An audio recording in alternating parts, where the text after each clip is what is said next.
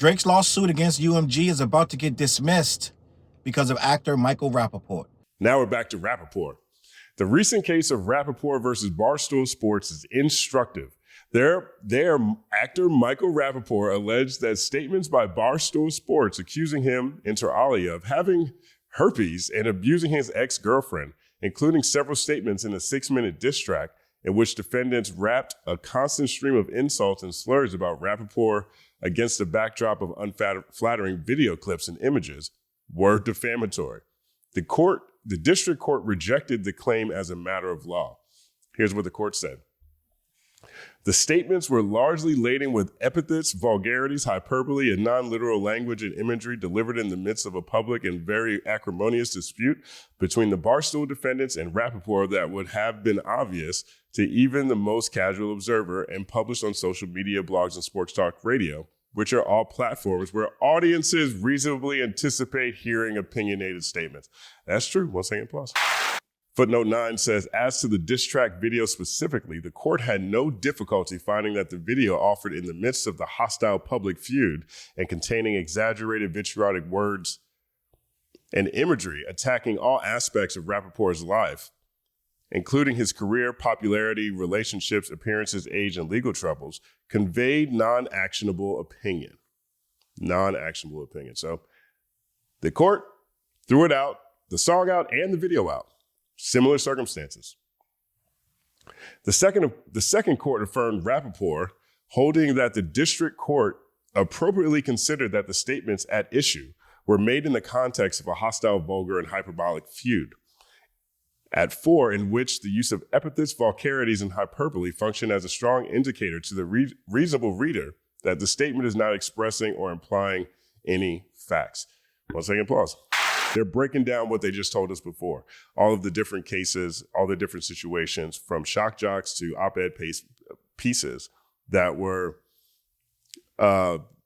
deemed to have non-actionable opinion because of the nature of what they are.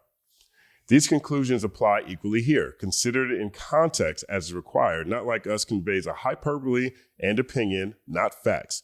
Looking first to its tone, and the 4.5-minute rap diss track consists of epithets, fiery rhetoric, and hyperbole.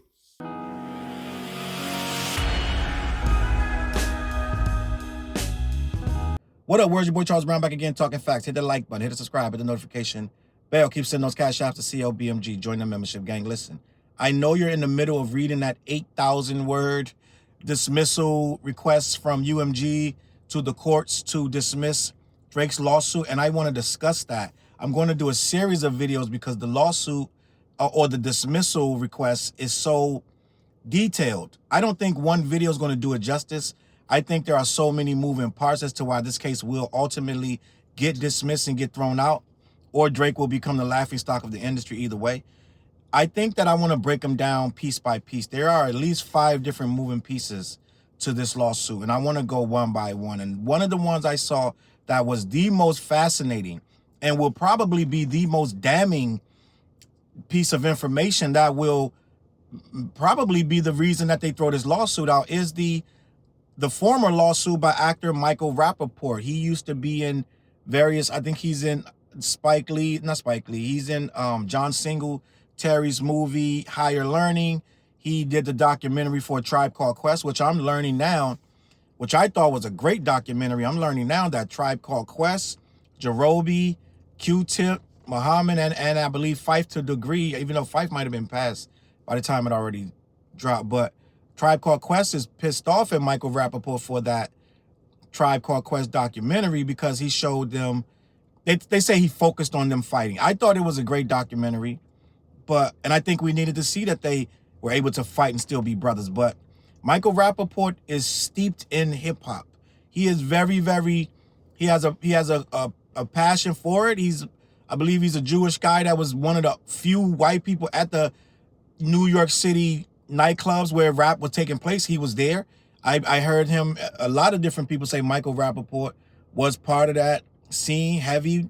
No matter what dangers was involved, Michael Rapaport was there. So he is steeped in the culture. He's very close friends, like I said, with Tribe and other artists. So Michael Rapaport knows what a rap battle is. But what happened is Michael Rapaport had a beef with Barstool Sports. And in that beef, somewhere, somehow, Barstool Sports made a diss video. They made a record, I believe it was 6 minutes, between 4 and 6 minutes long.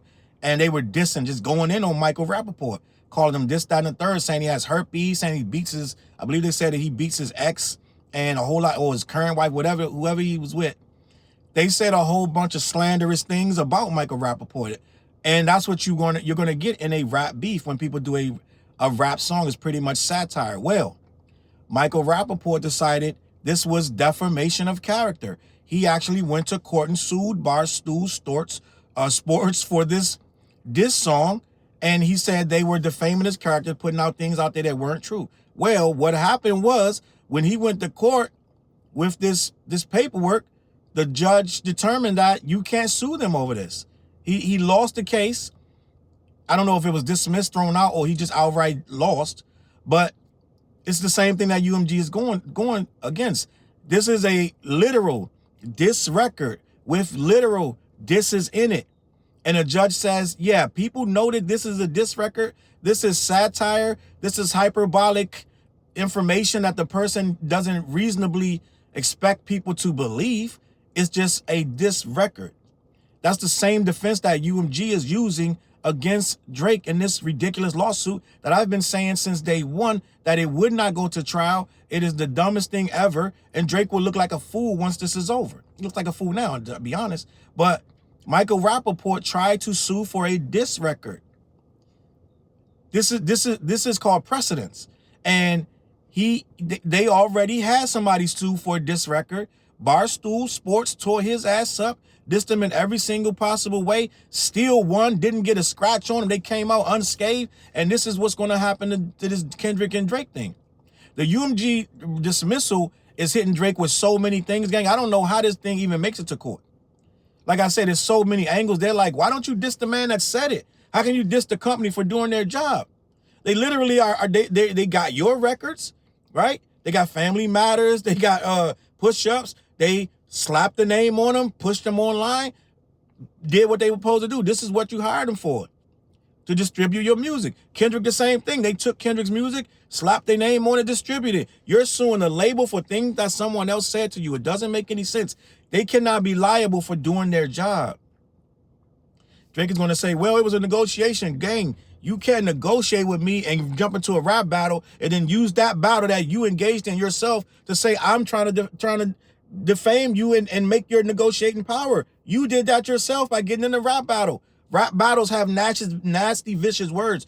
The person you're battling is going to say some stuff defaming about you.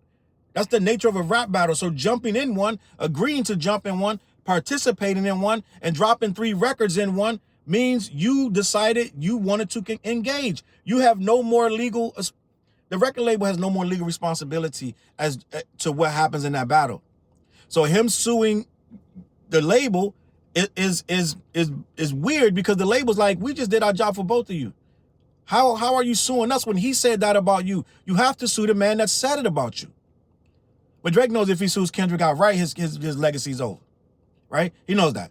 Right now, he's holding on to straws. The legacy's over anyway, whether he knows it or not. But right now, he's clinging to straws that his fans can still say, well, you don't understand why he's suing. He's not suing Kendrick. He's suing because the label tried to defame him and use it when then you shouldn't have gotten a rap battle, gang.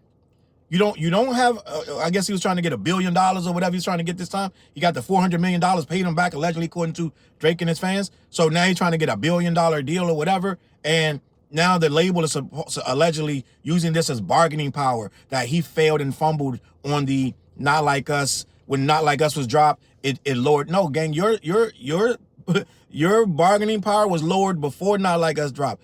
Soon as you got in this battle and this dude started responding, the response was already terrible. He was calling you these terrible things before Not Like Us dropped.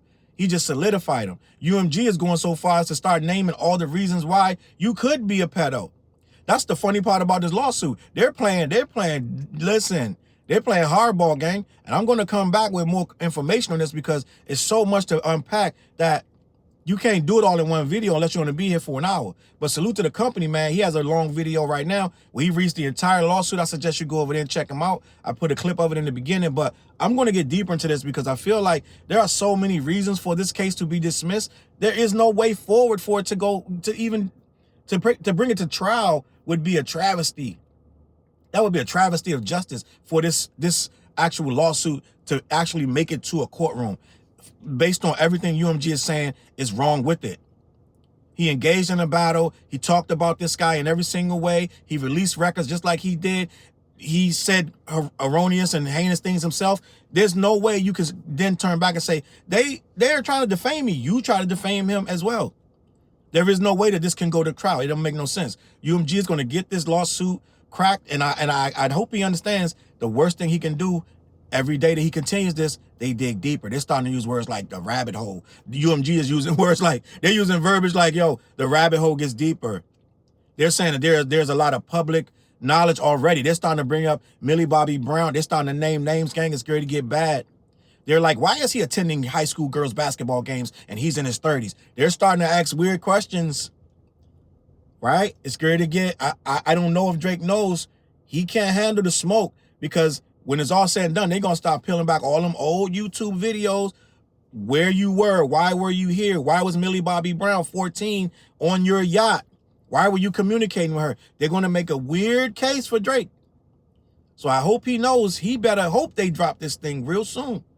Then he can get back to work and making some more money for UMG. Let me know what you think in the comments. CLBMG. Head on over to black-yeti.com. Check out what they got going over there. They ship anywhere in the world. Check them out. Also, the What Show every week, every Wednesday. We didn't go live this Wednesday, but we will be back next Wednesday, 9:15. Make sure you tune in. All right, I'm going to catch y'all on that flip side. Peace.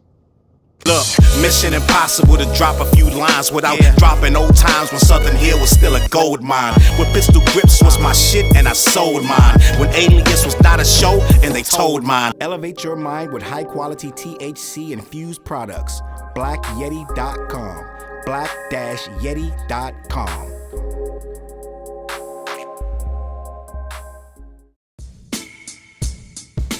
CLB.